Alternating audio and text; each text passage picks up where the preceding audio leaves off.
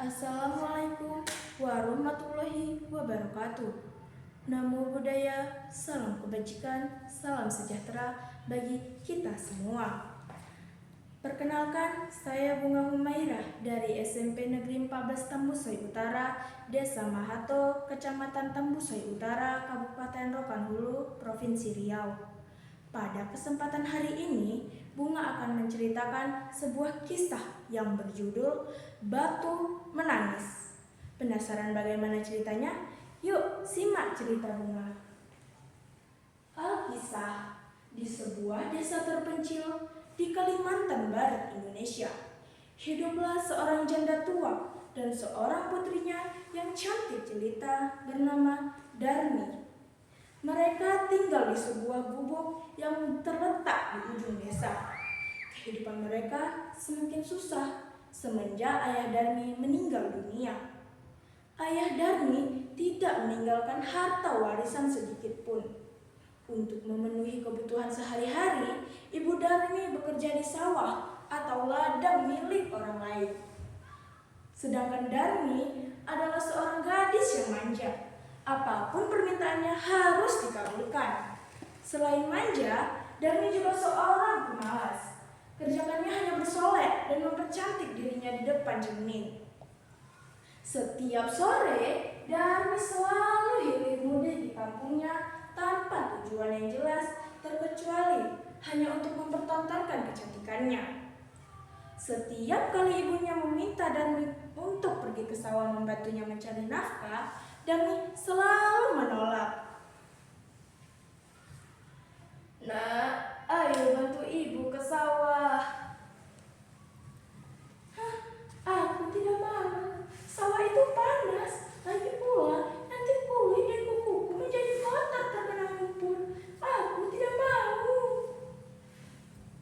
"Apakah kamu tidak kasihan kepada ibu, Nak?" "Tidak, biarkan saja ibu yang sudah tua itu pergi ke pasar, ke sawah. Lagi pula, mana ada lelaki yang masih tertarik dengan wajah ibu yang sudah keriput itu." Begitulah perkataan anaknya setiap kali sang ibu memintanya untuk pergi ke sawah untuk membantunya. Akhirnya, sang ibu pergi ke sawah untuk bekerja, sedangkan Darmi tetap di gubuk dan bersolek untuk mempercantik dirinya sendiri. Setelah sang ibu pulang dari sawah, Darmi selalu meminta uang upahnya untuk dibelikan alat kecantikan. "Ibu, mana uang upahnya itu?" "Jangan, Nak. Uang ini digunakan untuk kebutuhan kita hari ini." "Tapi Bu, bedakku habis. Aku harus membelinya yang baru." "Kamu memang anak yang tidak tahu diri. Kerjaannya hanya menghabiskan uang, tapi tidak mau bekerja." Walaupun sang ibu marah, sang ibu tetap memberikan uang upahnya kepada Darmi. Kejadian itu terus berulang, hampir setiap hari. Setelah sang ibu pulang dari sawah, Darmi selalu meminta uang upahnya untuk dibelikan alat kecantikan lainnya. Pada suatu hari, Darmi berpesan kepada ibunya untuk dibelikan alat kecantikan di pasar. Namun, sang ibu tidak tahu alat kecantikan apa yang Darmi maksud. "Nah, kalau begitu, kamu ikut ibu saja ke pasar." "Aku tidak mau ikut ibu ke pasar." "Tapi Nak, ibu tidak tahu alat kecantikan apa yang kamu maksud."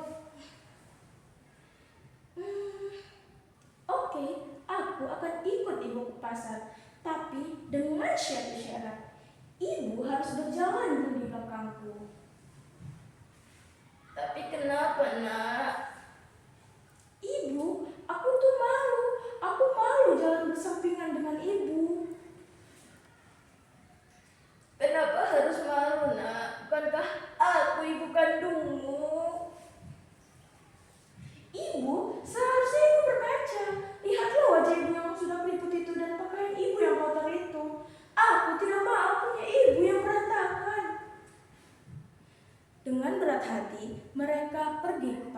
secara beriringan. Si Darmi yang cantik jelita dan memakai pakaian yang bagus berjalan di depan. Sedangkan sang ibu yang sudah terlihat tua, memakai baju yang kotor dan penuh tambalan, mengikuti Darmi dari belakang. Di tengah perjalanan, mereka bertemu seorang pria, yaitu teman Darmi dari kampung lain. "Hei Darmi, hendak kemana engkau?" Aku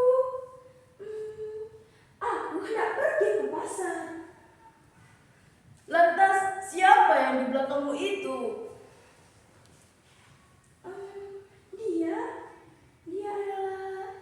Dia adalah pembantuku."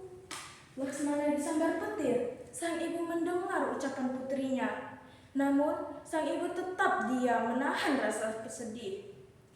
Hal itu terus terulang. 1-2 kali, sang ibu masih kuat menahan rasa sedihnya. Namun, kejadian itu terus berulang-ulang selama perjalanan ke pasar. Akhirnya, sang ibu memilih berhenti di tepi jalan.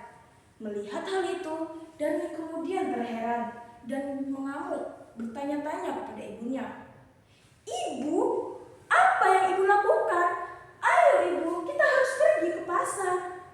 Namun, sang ibu tidak menjawab pertanyaan anaknya. Lalu ia mengadahkan kedua tangannya, mulutnya komat kamit. "Ya Tuhan, ampunilah hamba-Mu yang lemah ini ya Tuhan. Hamba sudah tidak kuat lagi menahan rasa perih ini ya Tuhan. Tolong berikan hukuman yang setimpal kepada putri hamba yang durhaka ini ya Tuhan."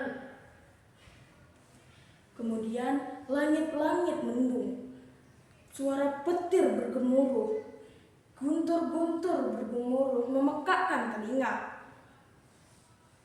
Lama perlahan, kaki Darmi berubah menjadi batu. Darmi mulai panik. "Ibu, apa yang terjadi dengan kakiku, Ibu?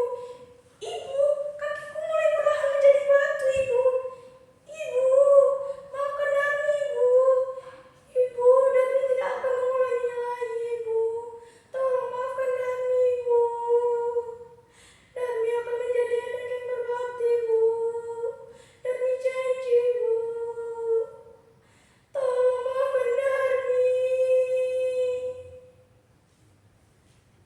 Namun, apa yang boleh buat? Nasi sudah menjadi bubur.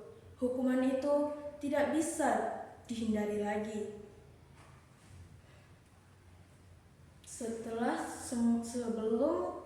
Sebelum semua tubuh Darmi menjadi batu, sang ibu masih sempat melihat raut wajah anaknya yang